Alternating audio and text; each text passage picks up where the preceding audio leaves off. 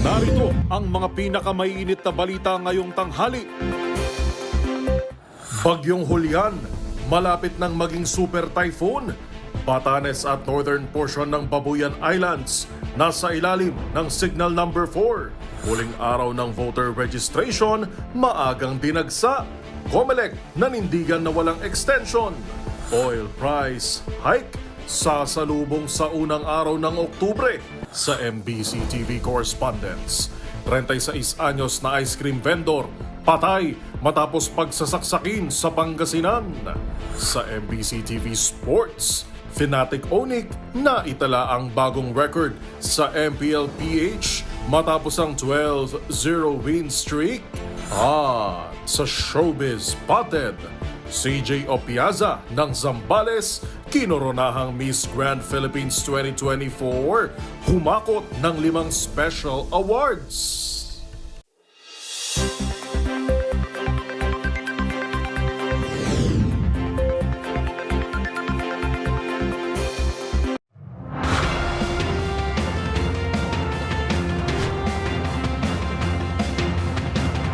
Bawat balita, makabuluhan. Bawat kwento, makapangyarihan. Boses ng Pilipino para sa Pilipino. Live mula sa MBC TV Studio. MBC TV Network News.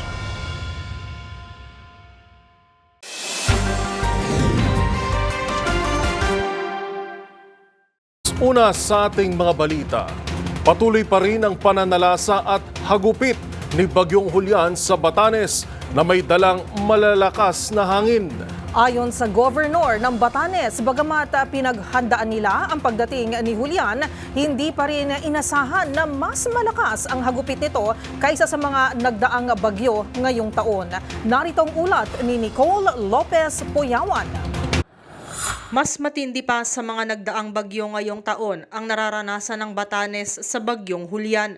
Ayon kay Batanes Governor Marilo Cayco, pinaghandaan nila ang Bagyong Julian pero hindi raw nila inasahan na ganito kalakas ang nasabing bagyo. Nagkaroon kami ng plano para sa preparasyon nitong Typhoon Julian. Pero hindi namin talaga in-expect na ganito kalakas. Wow. Ang huling namin na ganito kalakas is Typhoon Kiko 2022 pa po.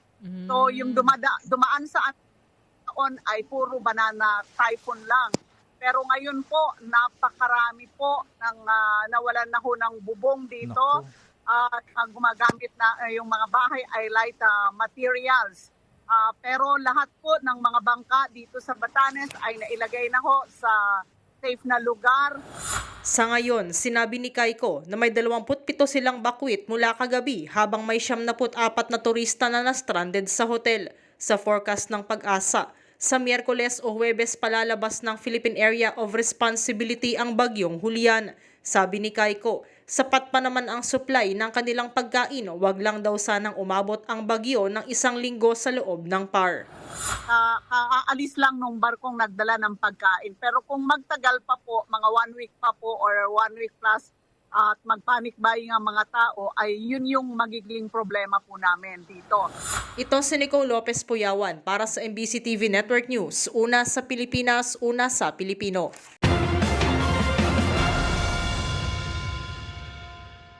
Nay namang balita, suspendido ang klase sa pampubliko at pribadong paaralan sa ilang mga lugar sa bansa, partikular sa Northern Luzon, epekto ng Bagyong Julian ngayong araw ng Lunes. Kabilang sa mga sumusunod ang Region 1, Ilocos Region, partikular po sa Ilocos Norte, buong probinsya mula elementarya hanggang sekundarya, Batak, Ilocos Norte sa lahat ng antas, Salawag City, gayon din all levels, Ilocos Sur Province, all levels. Gayon din po sa La Union Province, all levels. Gayon din naman sa ilang mga lugar sa Pangasinan. Sa Region 2 o Cagayan Valley, partikular sa Cagayan. Ilang mga probinsya sa Cordillera Administrative Region o CAR. At sa Region 3 o Central Luzon.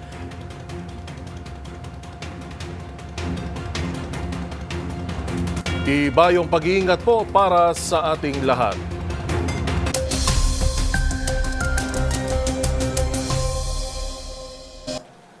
Lalo pang lumakas ang bagyong Julian habang binabagtas ang coastal areas ng Sabtang Islands sa Batanes. Taglay nito ang lakas na 175 kilometers per hour habang kumikilo sa direksyong north-northwest sa bilis na 10 kilometers per hour. Tinatayang tatawid ang bagyo sa Bashi Channel bago mag-recurve bukas sa direksyong northeast patungong Taiwan kung saan ito nakatakdang mag-landfall sa Miyerkules. Babala ng Pag-asa, hindi inaalis ang tsansa na lumakas pa ito lalo bilang super typhoon mamayang hapon o gabi. Sa Huwebes, inaasahang bibilis ito patungong East China Sea at tuluyan na ang lalabas ng Philippine Area of Responsibility. Samantala, nakataas pa rin ang Tropical Cyclone Wind Signal number 4 sa Batanes at northern portion ng Babuyan Islands. Signal number 3 naman sa nalalabing bahagi ng Babuyan Islands at northeastern portion ng mainland Cagayan. Nakataas naman ang signal number 2 sa rest of Cagayan, Apayao, Abra, Kalinga, Ilocos Norte at northern at central section ng Ilocos Sur. Habang nakataas pa rin ang signal number 1 sa malaking bahagi ng Northern Luzon at nalalabing bahagi ng Cordillera Administrative Region.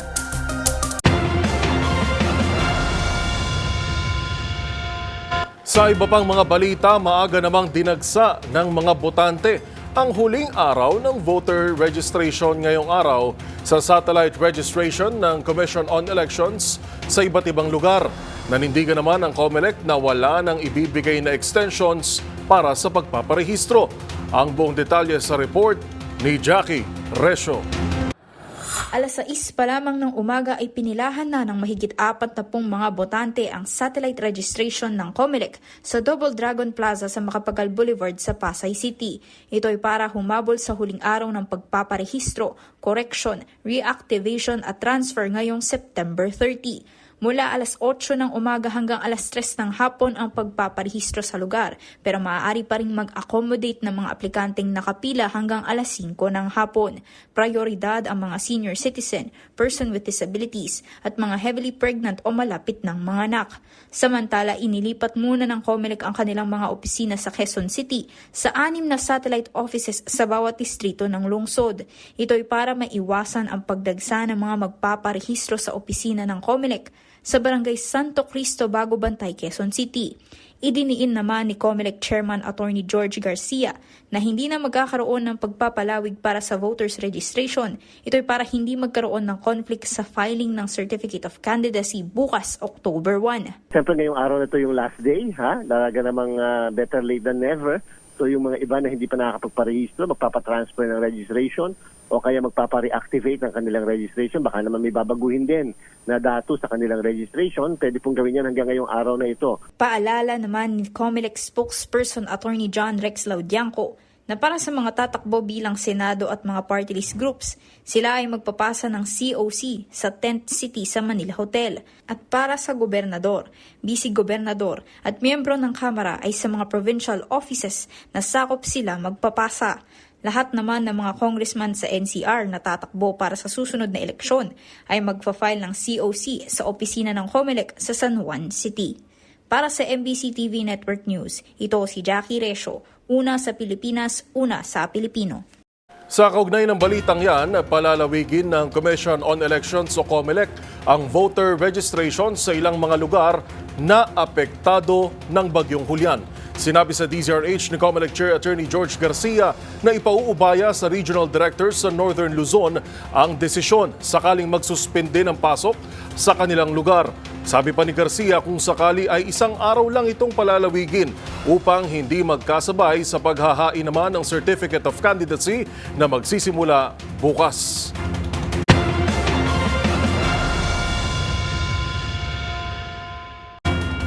Tiniyak ng Philippine National Police ang mahigpit na seguridad sa filing ng Certificates of Candidacy para sa 2025 midterm elections. Kasabay nito hinimok ng kapulisan ang publiko na mangyaring iulat agad sa kanila kung may mapansing irregularidad pagdating ng election season.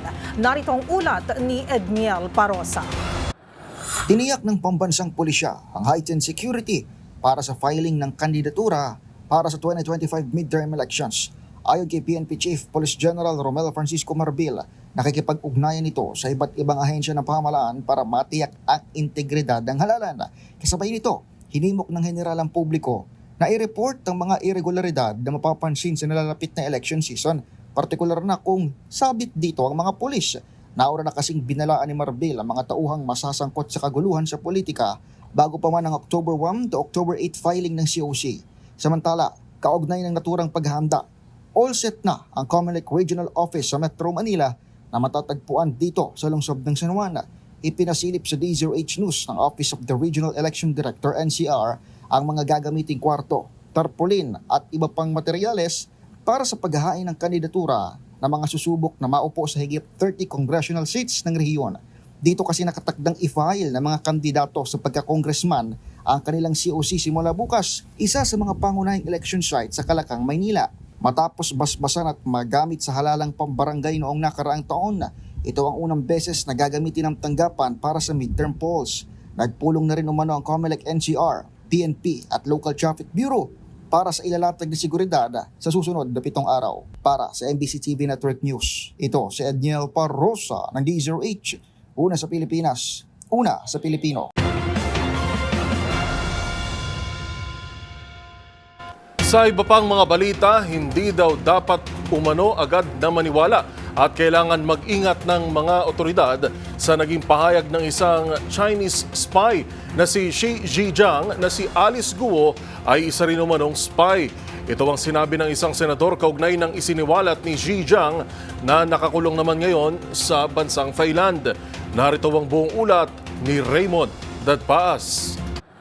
Hindi dapat agad paniwalaan ang inihayag ni self-confessed Chinese spy Xi Zhejiang na isa ring Chinese spy si dismissed Bamban-Tarlac Mayor Alice Guo.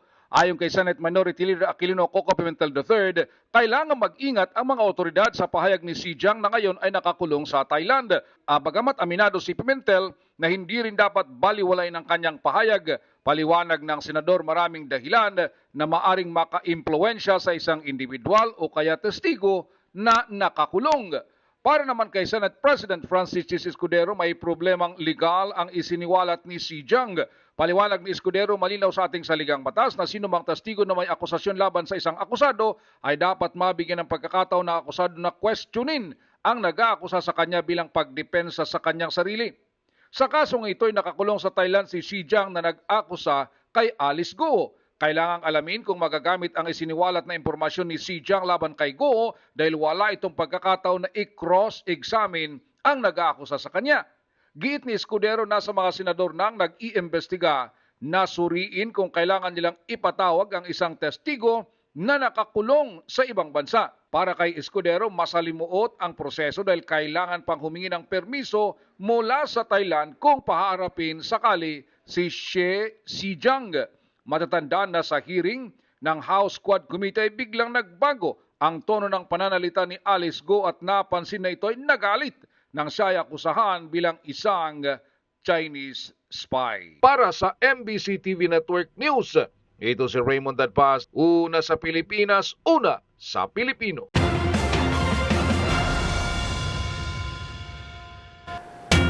Sasalubungin naman ng taas presyo sa mga produktong petrolyo ang unang araw ng Oktubre. Bukas po yan.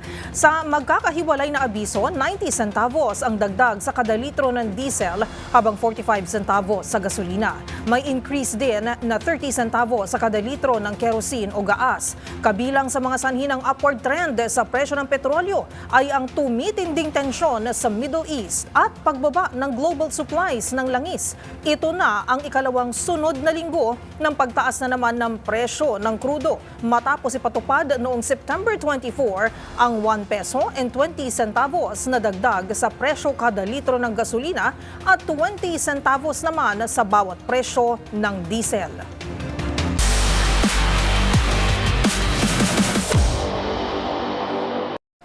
Sa mundo naman ng esports, Binasag ng Fnatic Onic Philippines ang record sa MPLPH matapos makapagtala ng 12-0 win streak kagabi. Binura nito ang unang record na nakuha ng Blacklist International at Eco Philippines sa naging laban kontra RSG sa Week 7 ng Season 14. Ang mga detalye iatid sa atin ni Matchpoint Mili Borja. Gumawa ng bagong record ang Fnatic Onic Philippines sa kasaysayan ng MPLPH matapos maitala ang pinakamahabang win streak record sa naging laban nito kontra RSG Philippines kagabi. Nakuha ng Hedgehogs ang 12th consecutive victory nito at nabasag ang 11 win streak record ng Blacklist International at Eco Philippines sa nagdaang Season 8 at Season 12. Sa Game 1, pinangunahan ni Kelra Pillas ang team gamit ang high rate with 3 kills and 2 assists. Sa Game 2, bigo ang Onic na agad tapusin ng laban matapos ang 6 kills performance ni John Irad Tuazon. Pero sinelyuhan na ng Fnatic Onic ang kanilang historic win sa Game 3 matapos ang team wipe kontra RSG sa 23 minutes ng laro. Happy naman. Pero yun nga, as per usual, ano pa may playoffs pa rin, pinakamahalaga. So, I think, well, masaya naman lahat. Lalo na kanina, si Sir Raf, ang ingay dun sa loob ng cubicle. Ang dami niyang mga nice words na nabanggit. So, I think medyo like naman namin siya today. Pero again, yun nga, BAU pa rin tomorrow. Again, if we really want to make a statement, we really want to end, yung regular season na strong. Sa huling week ng tournament, susubukan ng Hedgehogs na maipagpatuloy ang kanilang win streak sa magiging tapatan kontra Falcons AP Bren. Samantala, narito ang resulta ng naging laban sa Week 7 ng MPL Philippines Season 14. Habang narito naman ang mga tapatan dapat abangan sa Week 8. Sa kasalukuyan, nangunguna sa standing ang Onic na sinundan naman ng FCAP at Aurora.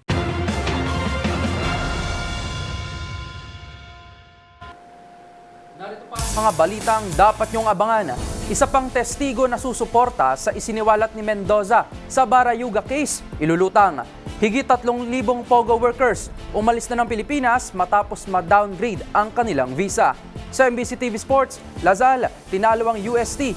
Mike Phillips, inalay ang panalo nito sa isang yumaong security guard ng Lasal. At sa Showbiz Spotted, Rosé ng Blackpink, pumirma na ng kontrata sa Atlantic Records. Lahat ng yan sa pagbabalik ng MBC TV Network News.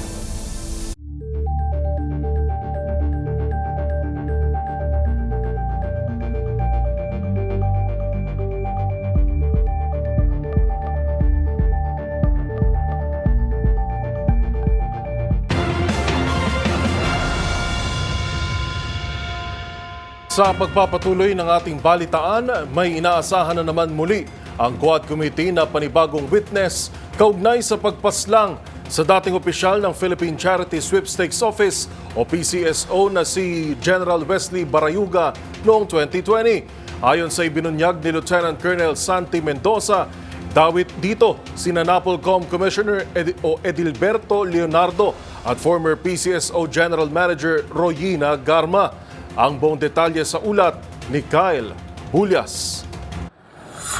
Mayroon pang panibagong witness na inaasahan ng Quad Committee ng Kamara para sumuporta sa isiniwalat ni Lieutenant Colonel Santi Mendoza tungkol sa pagpaslang sa dating opisyal ng Philippine Charity Sweepstakes Office na si Wesley Barayuga. Kaugnay ito ng pagdawit kina NAPOLCOM Commissioner Edilberto Leonardo at dating PCSO General Manager na si Royina Garma bilang mga mastermind sa assassination kay Barayuga noong 2020. Ayon sa chairman ng Quadcom na si Congressman Robert Ace Barbers, nakikipag-ugnayan din sila sa PNP Criminal Investigation and Detection Group tungkol rito. Matatandang ipinag-utos na ni PNP Chief General Romel Francisco Marbil sa CIDG na muling buksan ang investigasyon sa kaso ni Barayuga kasunod ang testimonya ni Mendoza. Samantala, sinabi ni Barbers na pinag-aaralan pa ng Department of Justice kung posible bang bigyan ng witness protection si Mendoza dahil sa kanyang pag-amin. Yes, mukhang eligible siya dito sa witness protection program, pero meron kasing prohibition itong witness protection program na hindi ito mag-a-apply sa mga current kawani ng gobyerno, no? Pero meron din daw pong exemption, kaya yun ang pinag-aaralan nila. Meron daw batas na pinasa na kung saan merong possibility na maipasok sa WPPO, Witness Protection Program, ang mga kawani ng gobyerno, lalong-lalo na kung law enforcer, kapag mabigat ang kanyang testimonya at ito'y nagawa sa isang legislative inquiry. July 30, 2020 nang i-ambush ang sasakyang lulan ni Barayuga sa kahabaan ng Malinaw Street sa Barangay Highway Hills, Mandaluyong City. Ayon kay Surigao del Sur 2nd District Representative Johnny Pimentel, pinaslang si Barayuga sa kasagsagan ng investigasyon tungkol sa umano'y korupsyon sa loob ng PCSO noong nakaupo pa bilang General Manager si Garma. Para sa MBC TV Network News, ito si Kyle Bulyas, una sa Pilipinas, una sa Pilipino.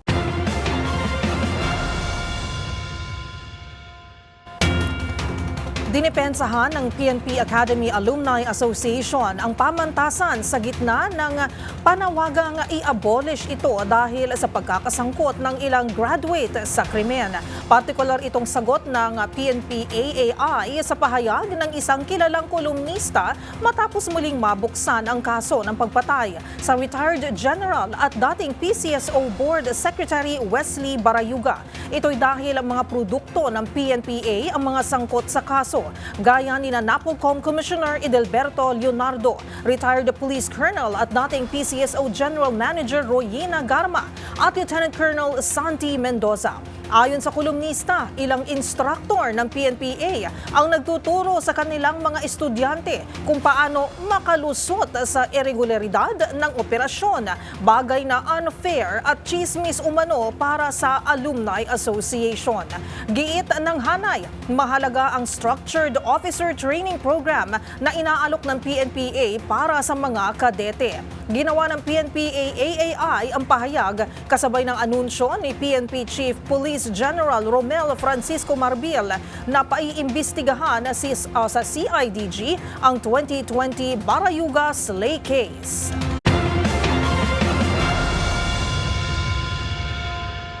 Sisikapin naman ng Quad Committee na ilantad na ang mga Pilipinong kasabwat sa iligal na operasyon ng droga, pogo at iba pang krimen gaya ni na may kaugnayan kina Michael Yang at Alan Lim. Ayon sa isang mambabatas, hindi aniya makagagawa ng iligal ang mga ito at makagagamit ng mga peking dokumento kung walang Pilipino na tumutulong dito. Narito ang buong detalye sa ulat ni Milky Regunan. Sisikapin ng Quad Committee na matanggalan ng maskara at matukoy ang mga Pilipinong sangkot sa operasyon ng criminal syndicate ni na dating Duterte Presidential Advisor Michael Yang at Alan Lim. Sa pinakahuling hearing ng Quadcom, natukoy sa matrix na pare-pareho ang cast of characters na tumutukoy kina Yang at Lim kasamang ilang kapwa Chinese nationals na mastermind ng complex criminal network sa bansa. Ayon kay Senior Deputy Speaker Aurelio Gonzales Jr., ang grupo ni na Yang at Lim ay may ugnay sa illegal pogos, drug trade, land grabbing at extrajudicial killings na talamak ng inilungsad ang war on drugs ng nagdaang Duterte administration. Naniniwala si Gonzales na may natisod ng mabigat na impormasyon ng Quadcom, kabilang ang pagkamkam na mga lupain, mga banyagang nagpapanggap na Pilipino gamit ang mga peking birth certificates at government IDs. Aminado si Gonzales na ang nabulga ng Quadcom ay mga criminal enterprise pa lamang at mga dayuhan pa lang ang na-identify.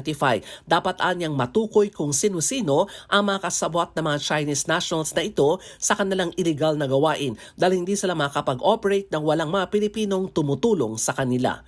Para sa MBC TV Network News, ako si Milky Regunan, una sa Pilipinas, una sa Pilipino.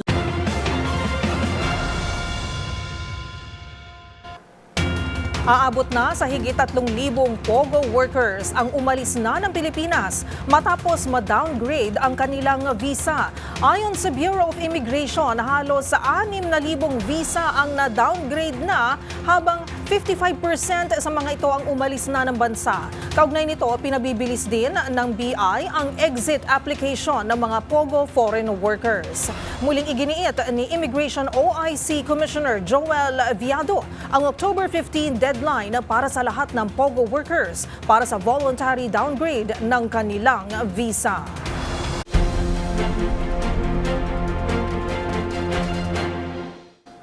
Patay naman ang 6 na magkakaanak, kabilang ang 2 sanggol at 1 buntis sa sunog sa isang residential area sa kahabaan ng Asuncion Street, corner Padre Rada Street sa Tondo, Maynila. Kinilala ng Manila DRRMO ang mga nasawi na sina Cristel Ann Salon, Ivan Morales, Monica Valisno, Brian Gutierrez at ang 2 sanggol na may edad 1 taong gulang at 6 na buwang gulang. Ayon sa Bureau of Fire Protection, nagsimula ang sunog pasado alas 4 ng madaling araw sa ikalawang palapag ng isang 4 na palapag na bahay. Nakontrol naman ang sunog pasado alas 5 ng madaling araw kahapon. Kwento ni Nanay Elizabeth Valisno na nakaligtas sa sunog, napakalakas ng apoy dahilan upang mabilis itong kumalat. Una kayang iligtas yung kapatid niya dahil napakalakas po talaga ng apoy. Galit na galit yung apoy. Umabot na po hanggang 4th floor. Tapos yung isa kong kapatid, tumalon po sa bubungan para lang makaligtas po.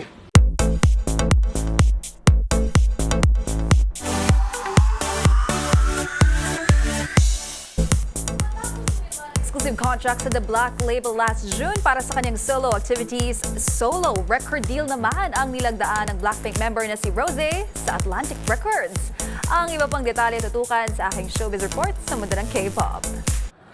Kabang-abang ang mga pasabog ni Blackpink member Rosé in the next few months makaraang pumirma ng solo record deal sa American label Atlantic Records. Yan ang ibinahagi ng K-pop superstar sa kanyang Instagram habang pagbating welcome to the family ang mensahe ng Atlantic Records para sa kanya. Kalakip ang picture nito bitbitang isang bouquet of roses. Ayon naman sa singer, excited na siyang maiparinig sa fans o itinuturing niyang number ones ang ilalabas na songs. Kasabay nito ay sinare ni Rosé ang kanyang Finsta account para sa iba pang updates. Dahil sa panibagong career milestone ng Blackpink member, agad namang nagpahayag ng suporta ang fans across the globe. Ang Atlantic Records ay isang US-based label sa ilalim ng Warner Music Group. Ilan sa mga bigating artist na hawak nito ay sina Bruno Mars, Coldplay at Ed Sheeran. Samantala, batay naman sa anunsyo ng YG Entertainment kamakailan, kasado na ang full group comeback at world tour ng Blackpink sa susunod na taon.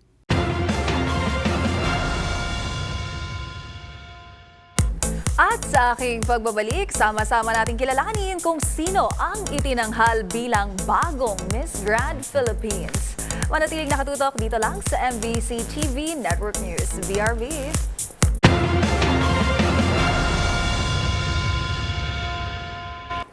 Narito pa ang mga balitang dapat niyong abangan. Mga mag-aaral na humakot ng parangal sa larangan ng siyensya at matematika, kinilala ni PBBM. Sa MBC TV correspondents, 36-year-old na ice cream vendor, patay sa pananaksak sa Bautesta, Pangasinan. Sa trending and viral show, isang daga bumulaga sa pagkain ng isang pasahero sa isang international airline. Eroplano, kinailangang mag-emergency landing. Sa MBC TV Sports, Lasal, tinalo ang UST. Mike Phillips, inalay ang kaniyang panalo sa isang yumaong security guard ng Lasal. At sa Showbiz Spotted, CJ Opiaza ng Zambales, kinoronahang Miss Grand Philippines 2024 at humakot pa ng 5 special awards. Lahat ng yan sa pagbabalik ng MBC TV Network News.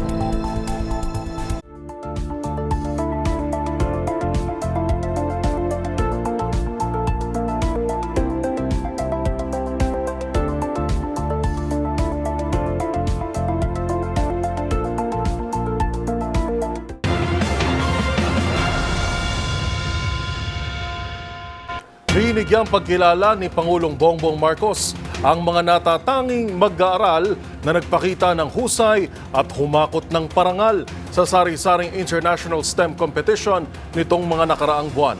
Narito ang buong report ni Rose Babiera.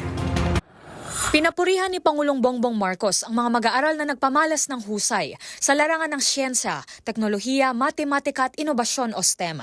Sa isang social media post, ibinida ng Pangulo ang mga natatanging mag-aaral na humakot ng mga parangal sa sari-saring international STEM competition nitong mga nakaraang buwan. Kabilang diyan ang isang gold, isang bronze at 2 honorable mention na inuwi ng 3 mag-aaral mula sa Philippine Science High School sa International Astronomy and Astrophysics Olympiad na ginanap sa Brazil. Ginto rin ang nakamit ng mga mag-aaral na lumahok sa kauna-unahang International Nuclear Science Olympiad at 2 bronze naman ang nasungkit ng Philippine team sa 56th International Chemistry Olympiad. Humakot naman ng gold, silver at bronze medal ang mga Philippine Science High School Sorsogon Region Campus students sa 10th ASEAN Plus 3 Junior Science Odyssey, habang 2 ginto naman ang naiuwi ng bansa sa 24th Singapore Math Olympiad Challenge. Patunay ito ayon sa Pangulo na hindi lamang sa sports lumilikha ng pangalan ang Pilipinas, kundi sa mga STEM subjects din. Mahalagaan niya ito dahil ang mga subjects na ito ang pinagbabasehan ng paggawa ng mga makabagong teknolohiya na malaking tulong sa pakikilahok at pakikipagsabayan ng Pilipinas sa ekonomiya ng buong mundo. Nangako naman si PBBM na patuloy ang suporta ng pamahalaan sa pagpapaunlad ng naturang larangan. Sa isang bagong Pilipinas, patuloy ang pagpapatatag ng pundasyon para sa siyensya at teknolohiya. Patuloy ang inobasyon dahil kaalaman ang ating sandata tungo sa isang maunlad at makabagong Pilipinas. Para sa MBC TV Network News, ito si Rose Babiera. Una sa Pilipinas, una sa Pilipino.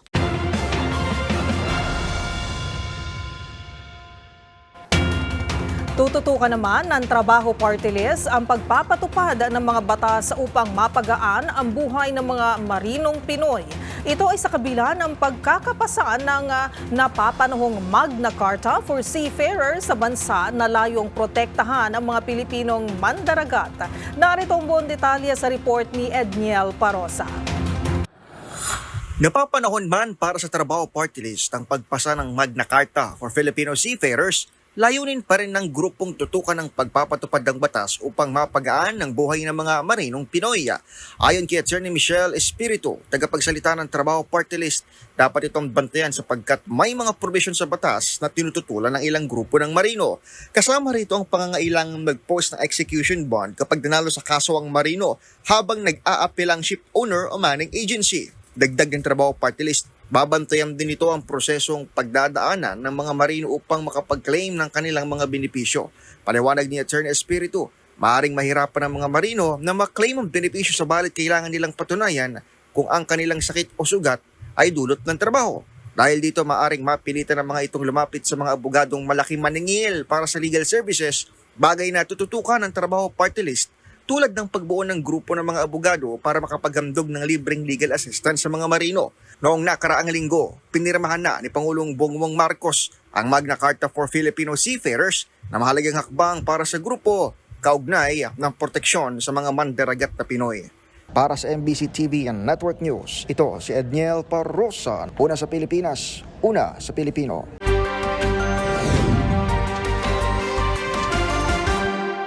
Patay naman ang isang 36 anyos na ice cream vendor sa Pangasinan. Ito'y matapos pagsasaksakin ng kainuman nito sa loob mismo ng kanyang bahay. Sa ulat ng mga otoridad, nagkaroon ito ng mainit na pagtatalo sa kanyang kainuman, dala ng kalasingan at parehas silang nagtamo ng saksak. Yan at ang iba pang mga rumarapidong balita mula sa probinsya, hatid ng iba't ibang estasyon sa ilalim ng MBC Media Group. 36 anyos na ice cream vendor patay sa pananaksak sa Bautista, Pangasinan. Dead on arrival sa Bayambang District Hospital ang biktima na kinilalang si RJ Badoy, 36 anyos ice cream vendor, matapos itong pagsasaksakin ng suspect na si Manolito Mingote, 46 anyos laborer, kapwa residente ng Barangay Kabungaan, Bautista. Sa ulat ni Acting Chief of Police Captain Reynaldo Malyare, alas 9:40 ng gabi naganap ang krimen sa bahay ng suspect kung saan unay nagkaroon ng mainit ang pagtatalo ang dalawa dala ng kanilang kalasingan at pumasok sa loob ng kanyang bahay ang suspect. Hinabol pa ito ng biktima na armado ng ice pick at nakahagilap naman ng kutsilyo ang suspect at pinagsasaksak ng biktima at nakaganti pa ng saksak gamit ang ice pick. Kapwa-dugo ang sinugod sa paggamutan ng dalawa, ngunit idineklarang dead on arrival na ng attending physician na si Dr. Mark Muhammad Chibadoy habang patuloy pang nilalapatan ng lunas ang suspect na si Mingote. Para sa MBC TV Network News, ito si Freddy Pajardo. Sama-sama tayo, Pilipino. Sugatan naman ng isang sundalo ng pagsasaksakin nito habang bumibili lamang ng sigarilyo. Naganap ito sa barangay Victory, Las Navas Norte, Samar. Sa report ng PNP, ang biktima ay isang 23 anyos na miyembro ng 90th Infantry Battalion, Philippine Army at kasalukuyan na residente ng San Roque, Northern Samar. Habang bumibili ng sigarilyo itong sundalo sa isang tindahan, ay biglang dumating itong suspect na nakilala sa kanyang alias na Simon, 35 anyos, at bigla na lamang pinagsasaksak ang nasabing biktima. Lumalabas naman sa investigasyon na personal na galit ang dahilan ng krimen. Bago ang insidente na pag-alaman, nagkaroon ng mainit na pagtatalo ang suspect at ang mga magulang ng biktima na isa sa nakikitang dahilan na nasabing krimen. Nagtamo naman ang biktima ng sugat sa kanyang braso at sa likod at agad itong isinugod sa ospital. Samantala, matapos ang pananaksak, agad na tumakas ang nasabing suspect. Patuloy ang ginagawang investigasyon ng mga pulis. Mula sa MBC Network News, RH34 Jane Galit Bantayan, una sa Pilipinas, una sa Pilipino. Balita mula sa Davao del Norte. Tumaas ang crime rate sa Davao City ngayong buwan ng Setyembre 2024 ayon sa inilabas na datos at assessment mula sa Davao City Police Office o DCPO. Ayon kay Police Captain Hazel Tuason, spokesperson ng DCPO, kabilang sa matumaas na kaso ang thief and robbery incident sa kailang area of responsibility. Dagdag pa ni Captain Tuason, kadalasan sa mga kaso ng thief and robbery na naresolban ito at sinampahan ng kaso ang mga suspek. Samantala, hinimok din ng opisyal ang mga complainant o ang mga biktima na ipagpatuloy ang pagsasampa ng kaso dahil matapos napansin ng kapulisan na may mga complainant na hindi porsigido sa pagsasampa ng kaso laban sa mga suspek na naaresto. Kaya may ibang mga suspek na makalabas dahil hindi na interesado magsampa ng kaso ang mga complainant. Para sa MBC TV Network News, ito si June Suter, una sa Pilipinas, una sa Pilipino.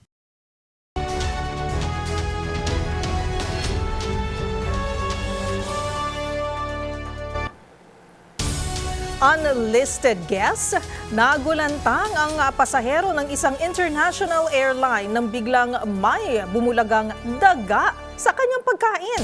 Dahil dito kinailangan ng eroplano na mag-emergency landing na siyang nagdulot ng mahigit 2 oras na pagkaantala sa kanilang biyahe. Ang buong detalye at ang naging pahayag ng airline alamin sa trending report ni Rovic Manuel.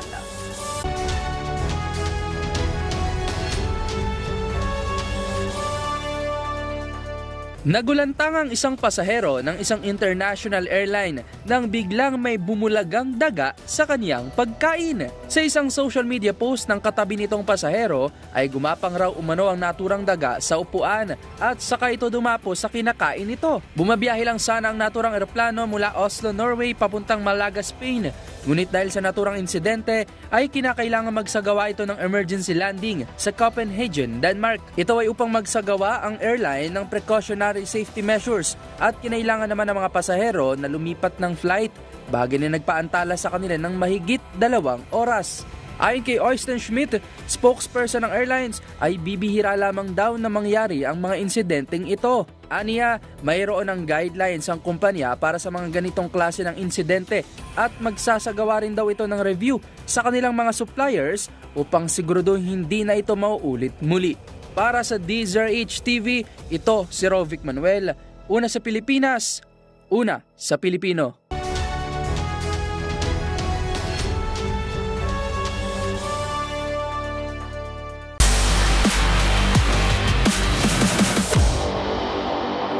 Sa mundo ng basketball, nakuha ng De La Salle University Green Archers ang ikalimang sunod na panalo nito kontra University of Santo Tomas kagabi sa elimination round ng UAAP Season 87 Men's Basketball. Tinalo ng La Salle ang Rolling Tigers matapos ang kanilang explosive fourth quarter performance. At ang La Salle forward na si Mike Phillips may espesyal na motibasyon sa pagkakapanalong ito. Kung ano yan at ang naging takbo ng laro, tutukan sa report ni Matchpoint Mili Borja. Dominanting fourth quarter surge ang ipinakita ng De La Salle University Green Archers para talunin ang University of Santo Tomas sa elimination round ng UAAP Season 87 Men's Basketball kagabi. With a final score of 88-67, ito na ang marka ng ika-15 sunod na panalo ng Green Archers kontra Rolling Tigers mula noong Season 79. The key for us this afternoon is we just really try to outwork them. We know what they're capable of. We know how well coached that team is. They're riding off a very good momentum coming into our game, and sabi nga namin, our goal right now is to just outwork UST, and glad that we really just did what we're supposed to do this afternoon, and we're just fortunate and blessed to get this win.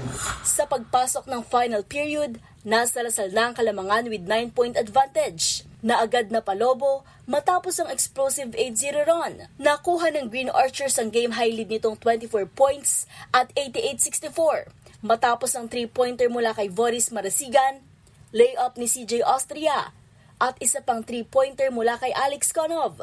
Pinangunahan ni Mike Phillips ang team with double-double 12 points, 18 rebounds, 2 assists and a block. At para sa manlalaro, mahalaga ang pagkapanalong ito dahil iniaalay niya ito sa security guard ng kanilang compound na si Deleo Susalta na sumakabilang buhay kamakailan. Dedicate this game to Deleo Susalta.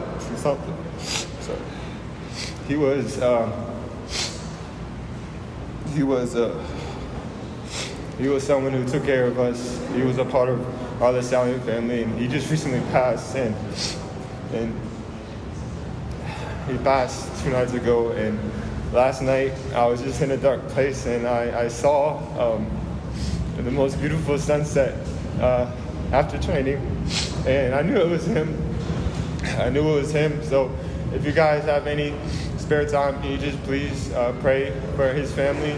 Hindi rin nag-policy scoring ang rookie na si Marasigan with 11 points at si reigning MVP na si Kevin Kiambao with 10 markers, 6 boards and 4 assists. Sunod na makakaharap ng Lasal ang University of the Philippines sa inaabangang finals rematch sa Linggo sa Mall of Asia Arena. Habang susubukan namang bumawi ng Growling Tigers sa magiging laban kontra sa Fighting Maroons din sa Miyerkules. At yun ang mga latest updates sa mundo ng sports. Para sa MBC TV Network News, ito si Mili Borja, una sa Pilipinas, una sa Pilipino.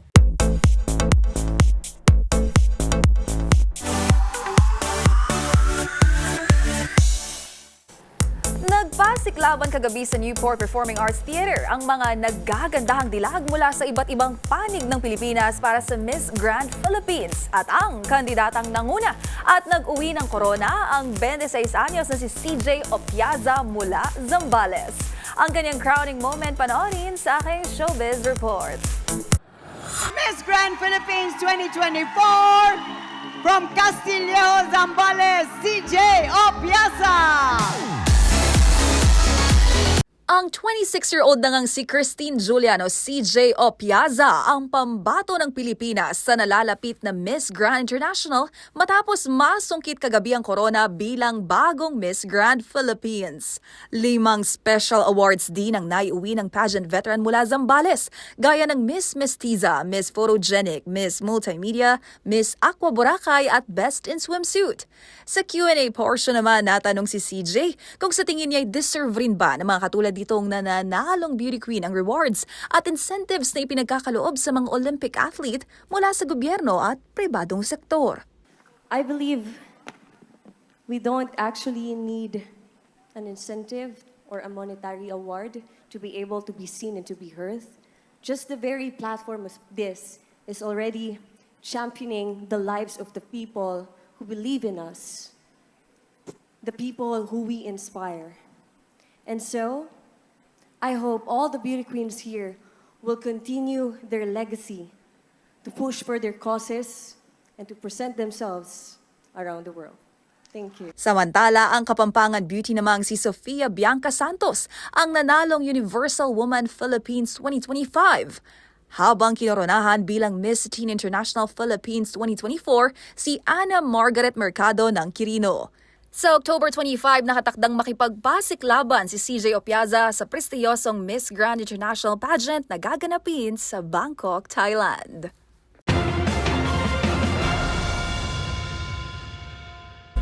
Para sa MBC TV Network News, ito po ang Showbiz Angel, Angelica Cosme. Una sa Pilipinas, una sa Pilipino. Balik sa inyo, Miss Karen and Newell. Maraming salamat, Showbiz Angel. At iyan ang mga nakalap naming balita ngayong araw ng Lunes. Bago nga tayo magtapos, mayroon na lamang po tayong 86 na araw, 86 days bago ang Pasko. Ito po si Yuel Reyes. At ako naman po si Karen Oyong. Magkita-kita tayong muli bukas sa araw ng Martes para sa mga balitang makabuluhan, mga kwentong makapangyarihan. Hatid ang boses ng Pilipino para sa Pilipino. Ito ang MBC TV Network News. Una sa Pilipinas, una sa Pilipino.